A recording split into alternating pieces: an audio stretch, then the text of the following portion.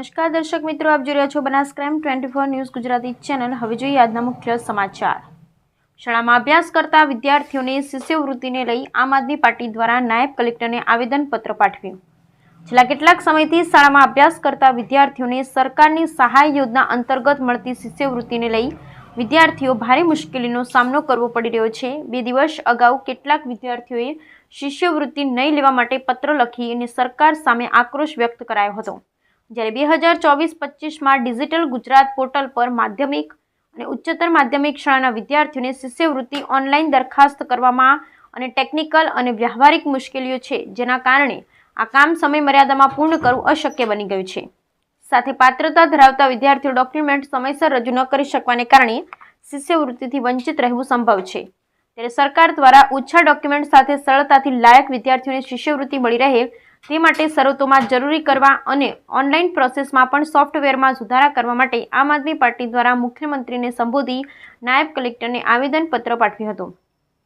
Online દરખાસ્ત કરવામાં અનેક અડચણો આવે છે, જેમાં વિદ્યાર્થીઓને KYC રેશન કાર્ડમાં આધાર કાર્ડ લિંક કરાવવા, આધાર કેન્દ્રો પર ટોકન લઈને સવાર સાંજ સુધી લાઇનમાં ઊભું રહેવું અને જેના લીધે વિદ્યાર્થીઓએ અભ્યાસ પણ બગડી રહ્યો છે। ત્યારે દરેક શાળાએ ચાઇલ્ડ ટ્રેકિંગ સિસ્ટમ પર કરેલી ડેટા એન્ટ્રીને આધારભૂત ગણી એમાં દર્શાવેલ જ્ઞાતિ અને આર્થિક કેટેગરીને ધ્યાને લઈ ડિજિટલ ટ્રાન્ઝેક્શનથી વિદ્યાર્થીઓના એકાઉન્ટમાં શિષ્યવૃત્તિ જમા આપવામાં આવે તો ખરેખર વિદ્યાર્થીઓ સાથે ન્યાય મળી શકે છે તેવી માંગ સાથે આમ આદમી પાર્ટી દ્વારા મુખ્યમંત્રીને સંબોધી નાયબ કલેક્ટર કચેરી ખાતે આવેદનપત્ર પાઠવ્યું હતું, જેમાં આમ આદમી પાર્ટીના પ્રદેશ નેતા doctor Rameshbhai Patel, ward number 4ના આમ આદમી પાર્ટી સદસ્ય વિજયભાઈ દવે, શહેર પ્રમુખ સુભાષભાઈ ઠક્કર, લીગલ સેલ મુસ્તકી મેમન, મહામંત્રી રવિ દેવાણી, અલ્પેશભાઈ દેસાઈ સહિત હોદ્દેદારો અને કાર્યકર્તાઓ મોટી સંખ્યામાં ઉપસ્થિત રહ્યા હતા। Bureau report Harish Thakkar, Deesa, Banaskantha.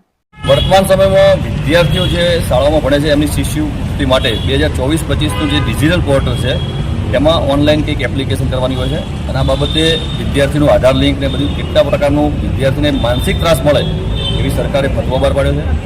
અમારી આજના દિવસે એક આવેદનપત્ર આપી આમ આદમી પાર્ટી બનાસકાંઠાએ અહીંયા ડીસા પ્રાંત ઓફિસમાં આવેદનપત્ર આપ્યું છે અને અમારી એ માંગ છે કે વિદ્યાર્થીને માત્ર શિક્ષણમાં ધ્યાન રાખવું જોઈએ, એને આ સરકારી કચેરીઓ ધક્કા ના ખાય, એ પણ એક લાઇનમાં ઊભો રહી અને એક જે સામાન્ય માણસ જે અત્યારે લાઇનોમાં ઊભો થઈ ગયો છે તો વિદ્યાર્થી પણ આ લાઇનમાં ન ઊભો રહે। કોઈ પણ કામગીરી હોય, વિદ્યાર્થી લેવલની કોઈ પણ કામગીરી હોય, એ અમારી માંગ છે કે તે શાળાની અંદર આચાર્ય થ્રુ જ થવી જોઈએ। વિદ્યાર્થીએ કોઈ આવા લોબી લાઇનમાં શિક્ષણનો સમય બગાડી, ચાલુ શિક્ષણનો જે સમય બગાડીને આ લાઇનમાં જે લાગી રહ્યો છે એ ખૂબ ગેરવ્યાજબી છે। તો આ બાબતે સરકાર થોડી ગંભીર બને। વિદ્યાર્થીઓનો માનસ ખૂબ જ કોમળ હોય છે, એ આવનારું ભવિષ્ય છે દેશનું। તો વિદ્યાર્થીને આવા ધક્કા ખવડાવી અને માનસિક ત્રાસ આપવાનો જે વિષય અત્યારે ચર્ચાઈ રહ્યો છે એ બાબતે અમે ખૂબ જ આખરી નિંદા કરીએ છીએ સરકારની અને સરકારને ફરી એકવાર વિનંતી કરીએ છીએ કે ભાઈ વિદ્યાર્થીને માત્ર શિક્ષણમાં ધ્યાન રહેવું જોઈએ। શિક્ષકોએ આ બાબતે પણ જાગૃત બની અને વિદ્યાર્થીઓને સહકાર આપવો જોઈએ। સ્કૂલ લેવલે આ બધી કામગીરી પતી જાય એવો પ્રયત્ન કરવો જોઈએ। સરકારે જે કંઈ પણ કામગીરી કરવી હોય એ આચાર્યશ્રી થ્રુ કરવી જોઈએ, ન કે સરકારી કચેરીઓમાં વિદ્યાર્થીઓને લાઈનો લગાવવા જોઈએ।